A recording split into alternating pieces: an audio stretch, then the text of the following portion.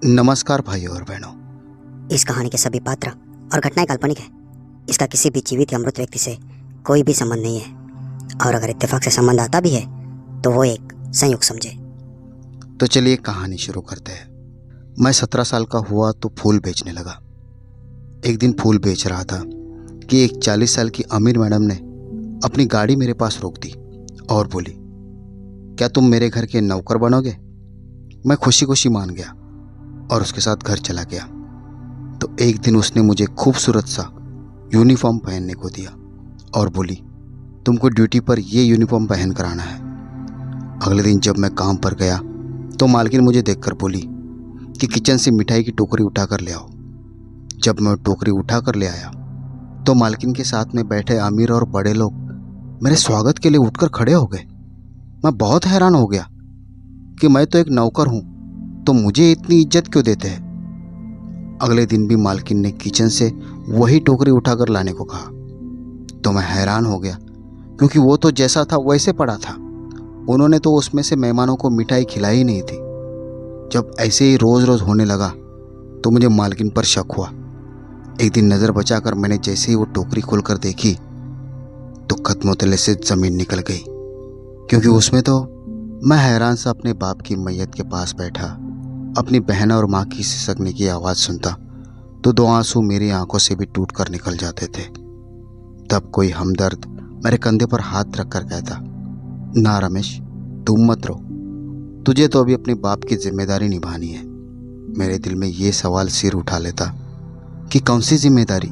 वही जो अभी तक मेरा बाप भी निभाने के काबिल नहीं हुआ था कि मौत ने उसे घेर लिया। कुछ घंटों बाद मैयत को शमशान घाट ले जाने का जोर उठा तो मेरी बहनें फूट फूट कर रोने लगी। मैं अपने पिताजी को जलाने के बाद शमशान घाट में ही बैठा था। उम्र कम थी मेरी, लेकिन मुझ पर बहुत भारी बोझ आकर पड़ा था। खैर, मुझे सिर्फ 3 दिन ही बाप की मौत का दुख मनाने का वक्त मिला था। चौथे दिन मुझे अपने बाप की फूलों की गाड़ी पर जाकर खड़ा होना था। मेरी माँ जिगर के कैंसर से बीमार थी। उनका इलाज चालू था, जिस पर पैसा पानी की तरह बह रहा था। फिर मेरी तो जवान बहनों की भी शादी लायक उम्र हो गई थी। माँ ने मुझे कह दिया था कि रमेश, मेरा इलाज करने की कोई ज़रूरत नहीं है। तुम पैसा पैसा जोड़कर इस काबिल हो जाओ कि तुम्हारी बहनों की शादी बड़ी धूमधाम से हो सके।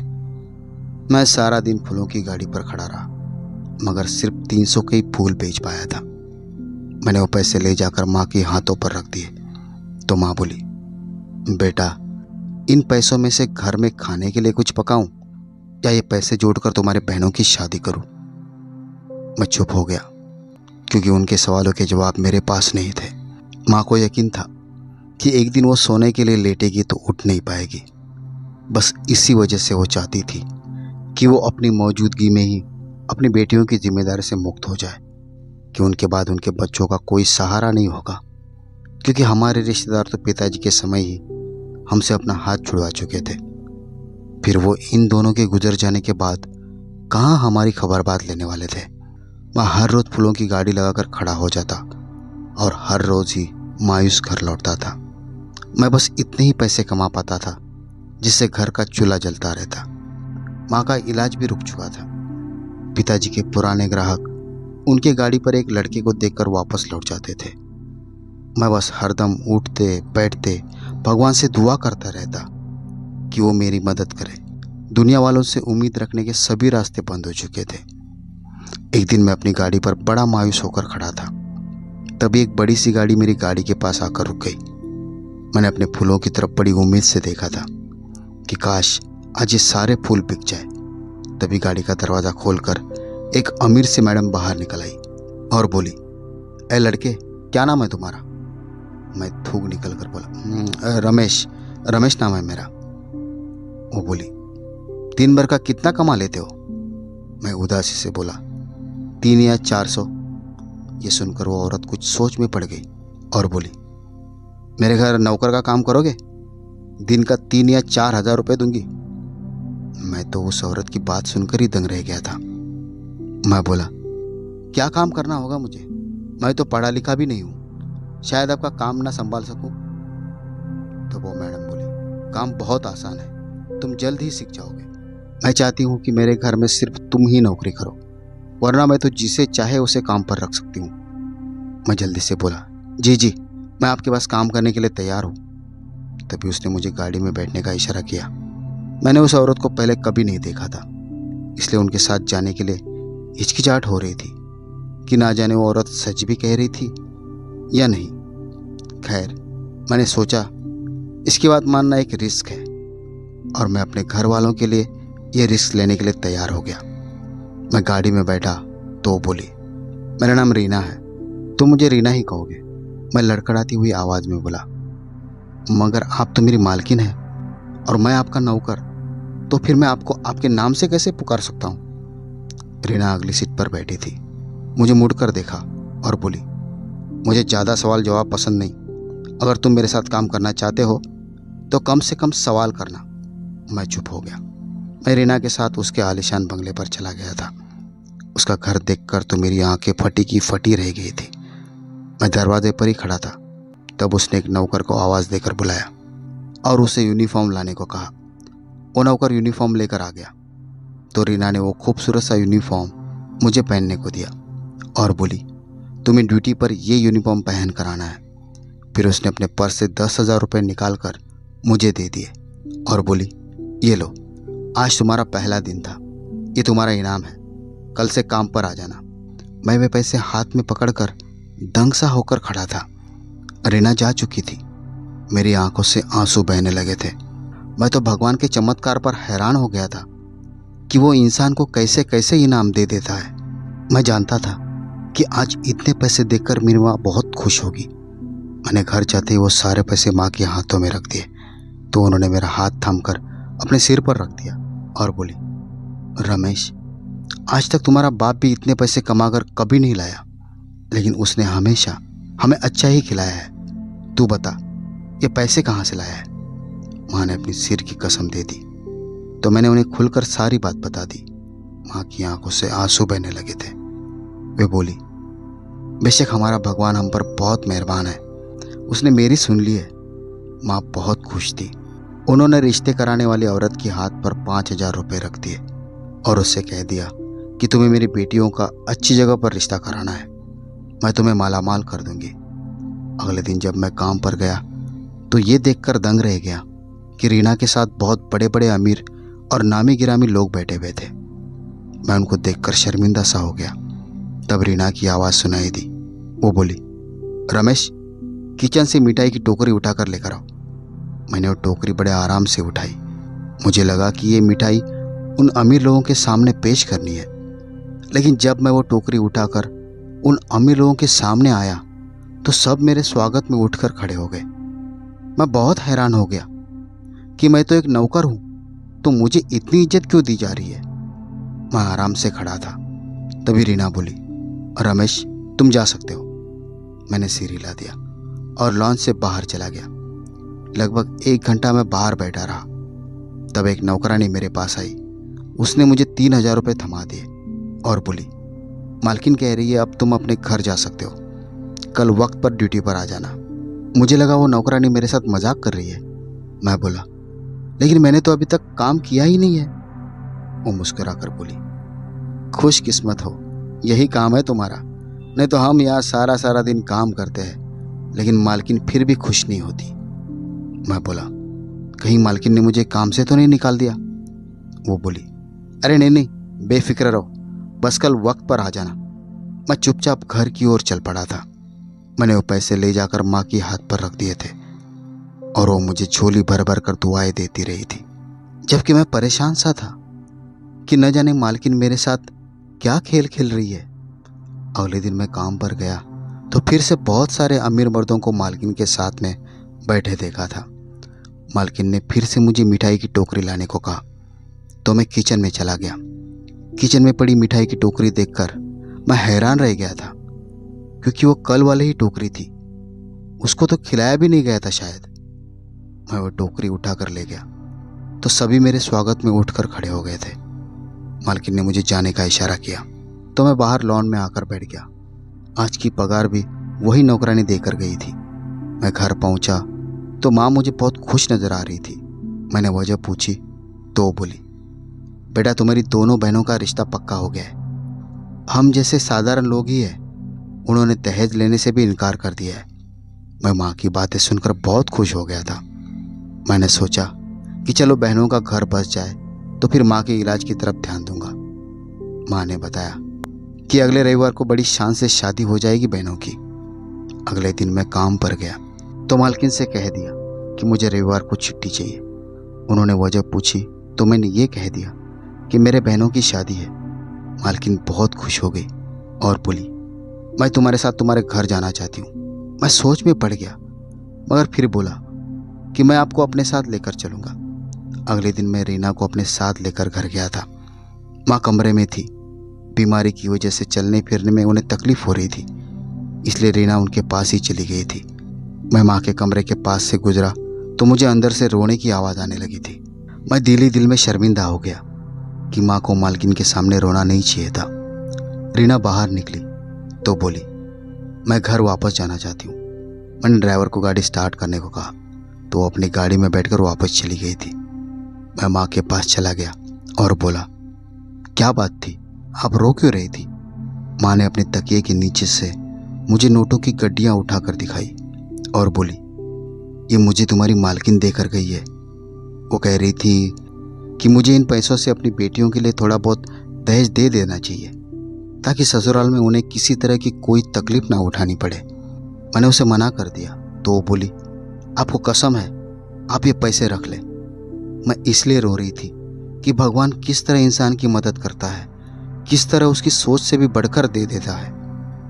माँ ने वो सारे पैसे पड़ोसन को दे दिए और बहनों के लिए बर्तन और घर का कुछ सामान लाने को कह दिया था। रीना मेरी बहनों की शादी में तो नहीं आई थी, लेकिन उसकी वजह से हर काम आसानी से हो गया था। मैं दिल ही दिल में उसका शुक्रगुजार था। एक हफ्ते बाद मैं काम पर गया तो उसने मुझे मेरे बहनों की शादी की मुबारकबाद दे दी। मैंने शिकायत की कि आप तो आई नहीं, तो उसकी आंखें एकदम से छलक पड़ी थी। तो बोली, मेरी मजबूरी है, मैं शादी ब्याह के मौके पर किसी के घर नहीं जा सकती। उसके बाद उसने मुझे मेरी माँ के बीमारी के बारे में सवाल किया था। मैंने उसे सारी बातें बता दी तो उसने अपने जानने वालों से फ़ोन करके सारी जानकारी ली और बोली, अपनी माँ को इस अस्पताल में भर्ती करवा दो। मैं बोला, नहीं, मैं आपके इतने एहसान नहीं ले सकता। तो वो हंसकर बोली, रमेश, तुम्हें क्या मालूम कि तुम छोटी सी पगार के बदले में मुझ पर कितना बड़ा एहसान कर रहे हो। तुम्हारी मेहरबानी के आगे ये सब तो कुछ भी नहीं है। माँ की जिगर का कैंसर आखिरी पड़ाव पर था। मैं नहीं चाहता था कि उन्हें और तकलीफ हो, इसलिए उन्हें रीना के बताए हुए पते पर ले गया था। वहाँ माँ का बेहतरीन इलाज हुआ, मगर डॉक्टर ने मुझे पहले ही बता दिया था कि मरीज की जान बचाना अब उनके बस का काम नहीं है। बस इतना हो सकता है कि इंजेक्शन के जरिए इनके दर्द को कम किया जा सकता है। 2 हफ्ते के इलाज के बाद माँ भी इस दुनिया को छोड़कर चली गई थी। मैं अंदर से टूट कर रह गया था। पहले बाप चला गया और अब माँ। मेरी खुशी के लिए बस यही काफ़ी था कि मेरे बहनों की अच्छे घरों में शादी हो चुकी थी। मैं 1 हफ्ते तक तो घर से ही नहीं निकला। तब रीना हमारे घर आई और बोली, रमेश, अब तुम मेरे साथ मेरे घर चलोगे। मैंने पहले तुमसे कम काम करवाया क्योंकि तुम पर बहुत सी जिम्मेदारियां थी, लेकिन अब तुम हर जिम्मेदारी से आज़ाद हो चुके हो, इसलिए तुम्हें मेरे साथ चलना चाहिए। मैं मालकिन को इनकार नहीं कर सकता था क्योंकि उसके बहुत सारे मुझ पर एहसान थे, इसलिए मैं उसके कहने पर अपने घर को ताला लगाकर उसके साथ चला आया था। अब मैं मालकिन के घर बहुत आराम से रहता था। सब नौकर मेरा आदर करते थे और मेरे साथ ऐसा सलूक करते थे कि मैं कोई बहुत बड़ा आदमी हूँ। रीना अब भी मुझे उन अमीर लोगों के सामने मिठाई की टोकरी पेश करने को कहती थी। इससे ज़्यादा उसने कभी मुझसे काम नहीं करवाया था। मैं अभी तक इसी सोच में पड़ा था कि ये सब क्या है। एक रात में बड़ी गहरी नींद में सो रहा था जब मेरी आंख किसी के चीख पुकार की आवाज़ से खुली थी। मैं हड़बड़ाकर उठ बैठा और भागकर बाहर निकला। सामने बड़ा अजीब सा मंजर था। एक मर्द रीना को अपनी तरफ खींच रहा था और उसे अपने साथ चलने पर मजबूर कर रहा था, जबकि वो अपने आप को छुड़ाने की बहुत कोशिश कर रही थी। मैंने गौर से देखा तो ये वही मर्द था जो हर रोज़ रीना के साथ में बैठा हुआ रहता था। और मैं मिठाई की टोकरी पेश करता था। मैं आगे बढ़कर बोला, छोड़ दो रीना को, तुम उसके साथ जबरदस्ती नहीं कर सकते। मगर वो आदमी मेरी बात सुनने को तैयार ही नहीं था। मुझे गुस्सा आ गया। मैंने उसकी धुलाई कर दी। सिक्योरिटी गार्ड उस आदमी को पकड़कर बाहर लेकर गया। जब मेरी नज़र रीना पर पड़ी तो वो बेहोश हो चुकी थी। मैं इस सारे हादसे से बहुत डर गया था। मैंने जल्दी से उसे उठाया और अस्पताल लेकर गया। अस्पताल जाकर मुझे जिस बात की जानकारी मिली वो मुझे अंदर से हिला देने के लिए काफ़ी थी। डॉक्टर्स ने बताया कि रीना के दिल की नसें सिकुड़ चुकी है। वो अपने जीवन के आखिरी पड़ाव के साथ जी रही है। उसका दिल सिर्फ 25% ही काम कर रहा था। ये सब मेरे लिए बहुत अजीब था। एक दिन की बेहोशी के बाद रीना को होश आ गया था। मैं उसको देखने के लिए कमरे में गया तो वो बहुत उदास लग रही थी। उसका चेहरा बिल्कुल नरम पड़ चुका था। मैं बोला, रीना, वो आदमी कौन था? वो मुस्कुरा दी और बोली, ये जानने के लिए तुम्हें मेरी पूरी दास्तान सुननी पड़ेगी। मैं बोला, मैं तैयार हूँ। रीना बोली, मैं अपने गांव के मंदिर के पुजारी की बेटी थी।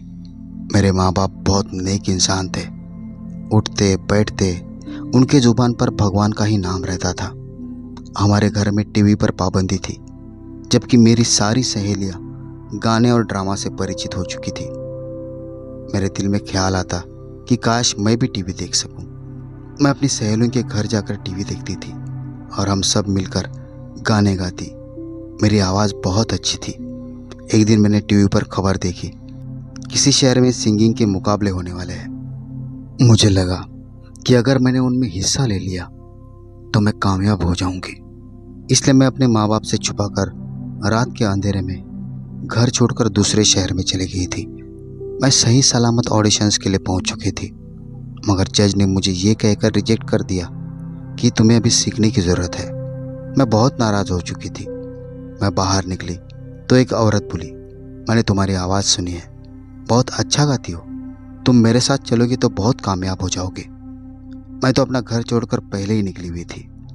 वापसी का कोई रास्ता नहीं था और वैसे भी घुटन भरे माहौल में वापस जाने का मेरा कोई इरादा नहीं था। इसलिए मैं कुछ भी सोचे समझे बगैर उस औरत के साथ चल पड़ी। उस वक्त मेरी उम्र भी बहुत कम थी।